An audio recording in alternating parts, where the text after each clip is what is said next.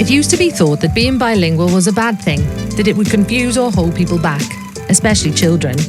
Turns out, we couldn't have been more wrong.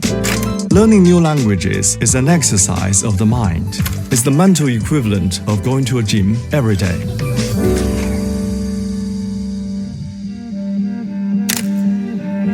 In the bilingual brain, all our languages are active, all at the same time. The continual effort of suppressing a language when speaking another, along with the mental challenge that comes with regularly switching between languages, exercises our brain. It improves our concentration, problem solving, memory, and in turn, our creativity. It's now widely accepted that there are huge benefits to being bilingual. A key breakthrough came back in 2007 in Toronto, when Ellen Bialystok and her team made a discovery that shook the scientific community and has massive real-world implications. It was the first study which suggested that bilingual people who speak more than one language, develop dementia 4 to 4.5 years later than those who don't. It was a powerful confirmation of the idea of cognitive reserve. Now, what is cognitive reserve?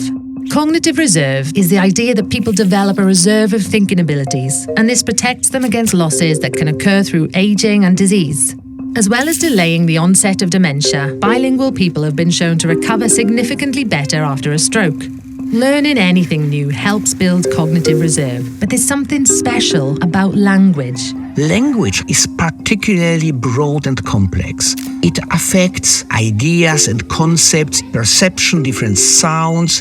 The more complex a certain skill is, the more likely it is to have a positive effect on cognitive reserve. So when is the best time to learn a new language? Well, here's part of the answer. The brain is a complex set of neural networks. When you're learning a new language as a child, you're building new networks.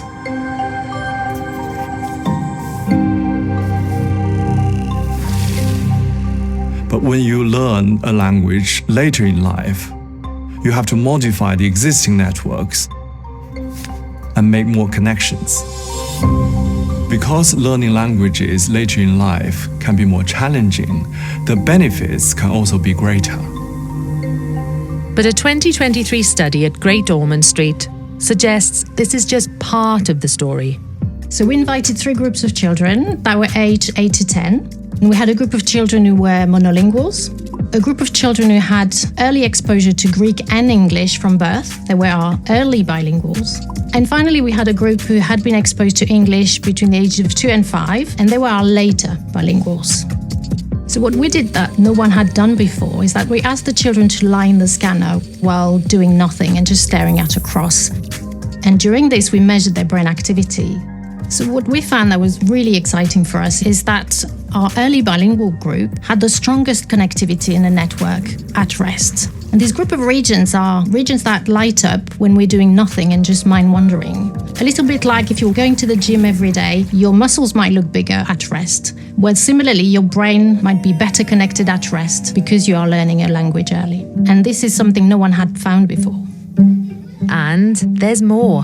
One lesser-known behavioral effect of bilingualism in both children and adults is the ability to see the other people's perspective, or to understand that it is possible to have different points of view.